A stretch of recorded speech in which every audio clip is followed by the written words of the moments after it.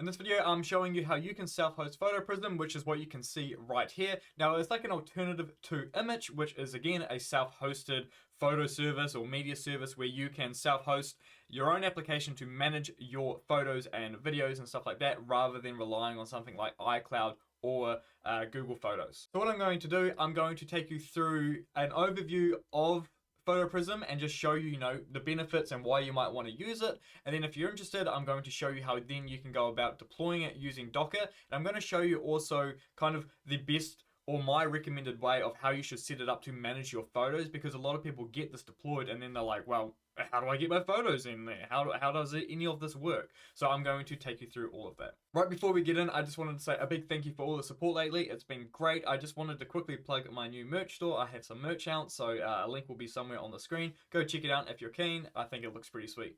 So, PhotoPrism. As you can see here, this is their demo site. I will have a link in the description for this. I also have a version running for myself as well, which I'll show you in a second. But their demo version is a great way just to kind of explain how all this works. So the big thing with this is it's all AI driven essentially, where if you upload something, it's going to know what it is. So for example, as you can see, there's a cat on the right hand side. If I type cat, then we're obviously going to get photos of cats. Now you don't actually have to categorize this. This will be done for you.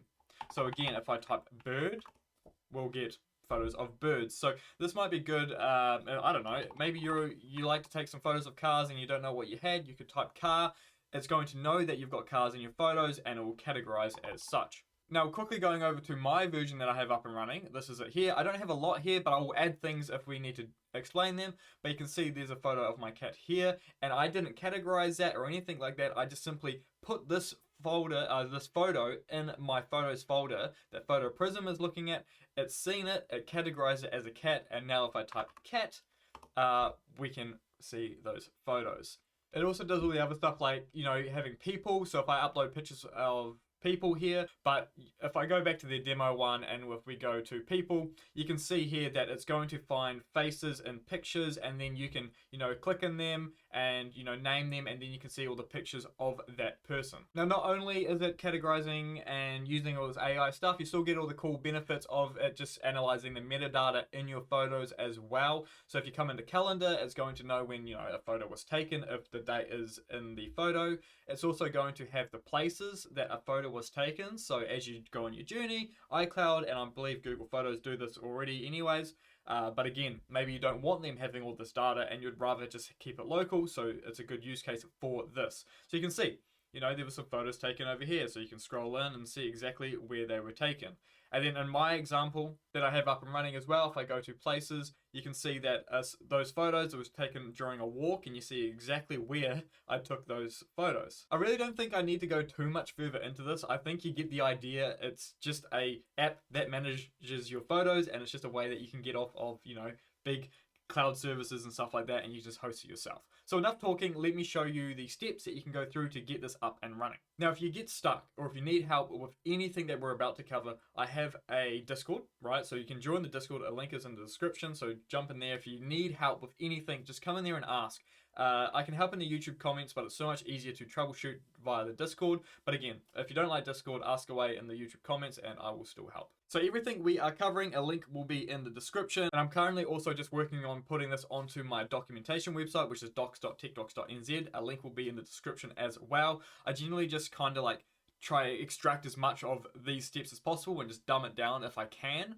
So yeah, look out for that as well if you're just keen to have a look at that. Right, so this is the PhotoPrism steps for deploying it using Docker Compose. That's how we're going to deploy all of this. So what we can do here is scroll down into the step one, and again, a link to this page will be in the description. So you can see here they've got a Docker Compose for the version that you are running. So if you're using Linux, Podman, Raspberry Pi, ARM, Windows, or Mac OS, which is quite cool because I really recommend self-hosting on Linux, because a lot of Windows and Mac OS can genuinely have some just little differences that can really throw containers off.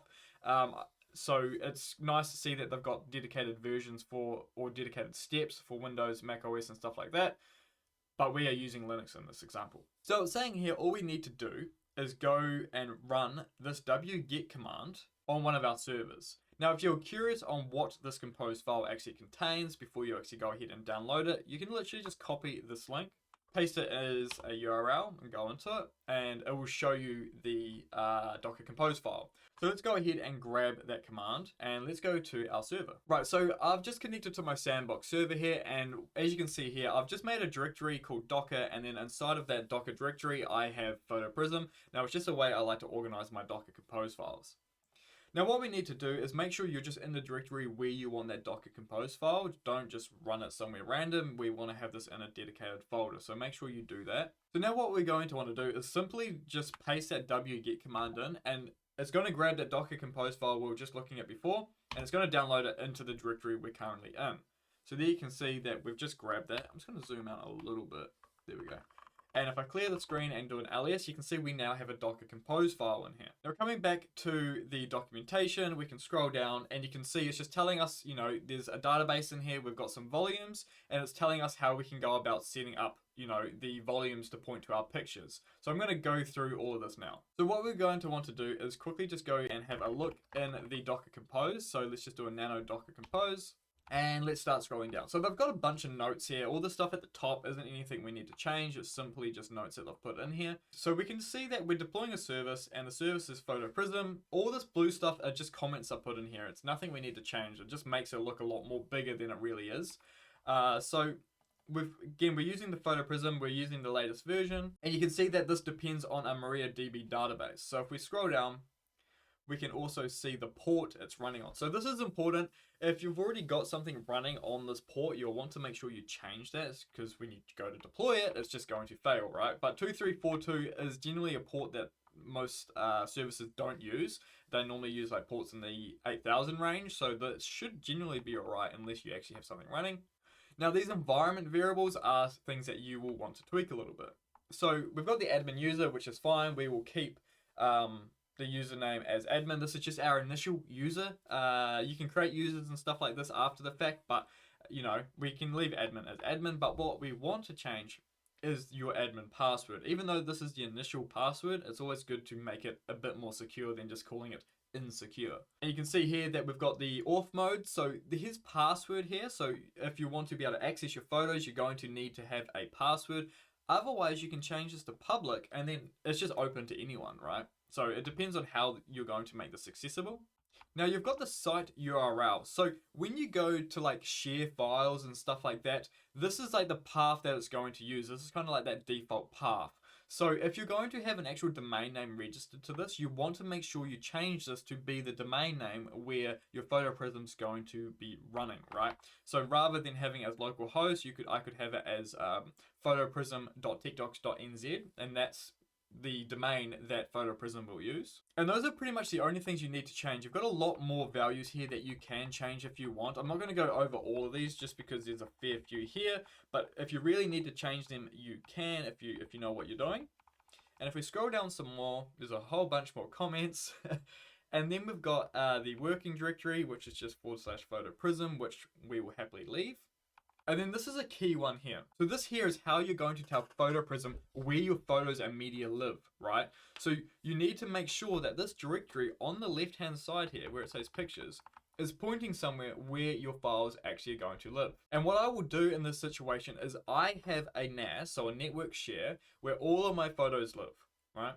And I just point PhotoPrism to that directory, and then it's just going to consume everything that's in there and bring it into PhotoPrism. So that's how you're wanting to manage your files and your photos and stuff like that, is have a dedicated area somewhere where you can point PhotoPrism to grab all your photos. It's, you know, otherwise if you leave it as default, it's not going to find anything and you're going to be like, well, where do I put my photos? This is where you set that up. You're going to need to set up a dedicated place, a dedicated path where your photos are going to live.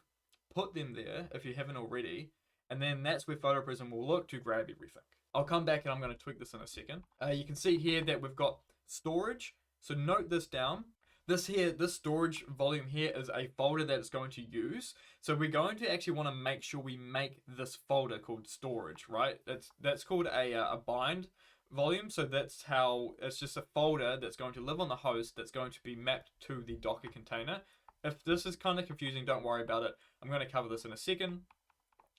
We've got the MariaDB database that's going to be deployed, and you can see this is also relying on a bind volume as well. So it's going to look for a folder called database. So there's two folders we need to make before we deploy this, and that's storage and that's database. And then you've got the environment values for your database. So you've got the passwords, so insecure and insecure. Make sure you're changing these. Don't leave them as default. And then at the bottom here, it's also got a service called Watchtower. Now, Watchtower will upgrade, as it says there, your services automatically. I don't like Watchtower, and I do not like my things just being updated automatically. It gives me the heebie-jeebies. It just breaks stuff. So I'm going to comment that out because I do not want Watchtower just to update my stuff. So if you want Watchtower, you can leave that uncommented, but I don't. Right, so coming back to the pictures, I'm going to quickly add my path here. So I'm going to backspace this out, paste this in, and what this is a mount that I have to my NAS. And there's a folder in my NAS called TechDocs, and inside of that folder is where I'm going to dump my photos. As soon as I dump them in there, I can refresh PhotoPrism, and it's going to find those photos, and then they're going to appear there. So I'm going to save this, close that, and exit out of there. So we've done that, right? So now remember, we've got two things that we need to make. We need to make that storage folder and a database folder. Now, if you let Docker just make these folders for you, they're going to be owned by root, and you can get weird file permission errors. So to avoid that, we're just going to make these directories. So it was storage, and it was database. There we go. So now we've got the two folders, and we've got the Docker Compose in there. And make sure you've made those you've changed that password from being insecure to something a bit more secure. And if you need to change that domain name, make sure you've changed that. I don't need to do any of that for the example of this video, but we can do Docker Compose up -d now. And I already have the image pulled, hence why we didn't see it. But yours might take a little bit longer to pull the PhotoPrism image, and then it's going to deploy everything. Now we can just check the logs a little bit. So Docker Compose logs -f, and we'll just see that it's all up and running. It might take a little while for the database and the PhotoPrism front-end app to talk to each other, but as soon as that's happening, we should be able to connect. Right, so coming to a web browser now, we can try access this now. So what we're going to use is the IP address of the host server that's running that Docker container. So I'm going to paste this in here, and I know that it's running on sandbox.home. You might not be able to see it, it's quite small, but it's sandbox.home, and then the port was 2342, right? So I can just get rid of that. I'm going to hit enter here, and we can see PhotoPrism. So hopefully you can see it as well. Yours might take a little bit longer. Again, if it's the first time setting it up, you're going to have to pull that image. So just don't worry, don't stress too much if it's taking a little while to come up. But now what we should be able to do is put in that first username, which was admin. I didn't change the password from insecure, so that's just what mine is. Make sure you put in your new password, and we can hit sign in. Now you can see it says that there's no photos found. If we go to albums, there's nothing here. But if we go into library, we can hit complete rescan, and we can hit start, and now it's going to look inside of that photo, the pictures directory that you set up, and if there's anything in there, it's going to find them. And you can see here that it's actually finding some files, and it's bringing them into PhotoPrism.